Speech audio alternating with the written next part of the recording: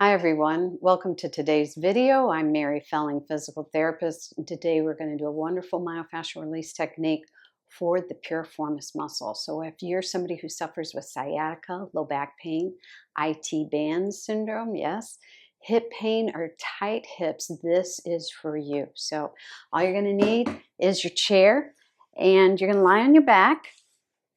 You're going to lie down. I've got a pillow. You don't need a pillow for your head if you don't prefer that. You're going to put your feet up, and you're going to cross one leg over the other. So I've got my ankle over this leg.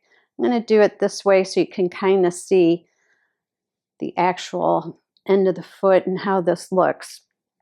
All right, so in this position, we've got the clock started. We're going to be here for 5 minutes.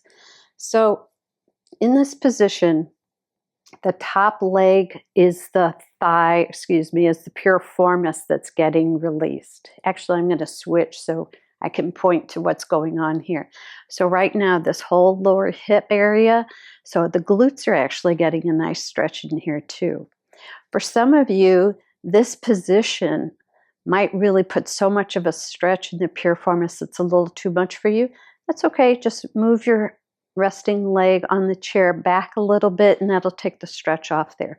So whatever you need, if you need more of a stretch, just get closer to the chair, and that'll increase the stretch back here. So in this position, what we're doing is called a myofascial release. So I've been trained in the John Barnes myofascial release approach, and what we know is that this fascia is it's like a big sinewy cobweb in the body. It runs from the top of the head to the bottom of the feet, goes side to side, front to back. And this cobweb surrounds, supports, and it infuses everything in our body, and that includes the muscle. So when you hear the word myofascial, myo means muscle. So we're doing a myofascial release for the piriformis and the fascia that is in the piriformis, because what we now know in chronic pain and in skeletal and muscle conditions is that until the fascia is addressed, it really, that area doesn't have a chance for complete recovery. And I found that with my patients. I used to just do orthopedics and sports medicine without the fascial influence, but once I started addressing fascial restrictions and fascial tension patterns with my patients, they got permanency to their positive changes. And that's why I'm showing you this. That's why I'm teaching myofascial self-treatment. All right, 2 minutes down, 3 minutes to go. So we do a myofascial release for 5 minutes because what we now know is that it takes 5 minutes of uninterrupted mechanical energy, and in this case, a stretch, an elongation. And when you put a mechanical energy into the body for 5 minutes, it starts this electrical flow. It's called the piezoelectric effect. And that electrical flow moves along the fascia, and when it comes to those areas that have been injured and has caused the fascia to bind down, dehydrate, glue down, and get tight and put so much pressure on those muscles and the nerves and the muscles that it causes pain. When it gets to those glued down areas, it rehydrates the fascia, it opens it, elongates it, and softens it so there's less pain and more mobility.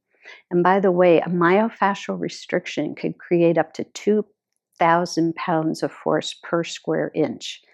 So imagine 2,000 pounds of pressure from a myofascial restriction in any of the muscles of your body. That's very painful, and it creates that tension and tightness. We go, why do I stretch and then 20 minutes later I feel tight again? Well, because the fascia wasn't addressed. All right, so what we're working on is the piriformis, and the piriformis is a culprit in many conditions. So if you're someone who's had hip bursitis or hip stiffness and pain, this piriformis release is excellent. It will help relieve the tension, improve the mobility.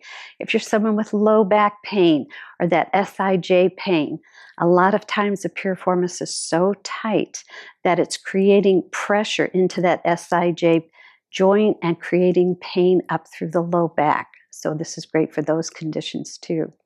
If you're somebody that has just stiffness in the hip and problems with mobility, this is for you as well.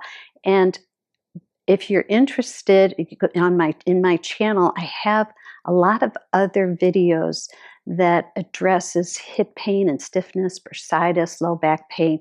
You can check those out and try those, and you'll see how much comfort you can get back in your life. Now, I say 5 minutes, that's the minimum time. You can do 7 or 8 minutes, you'll just get more and more release.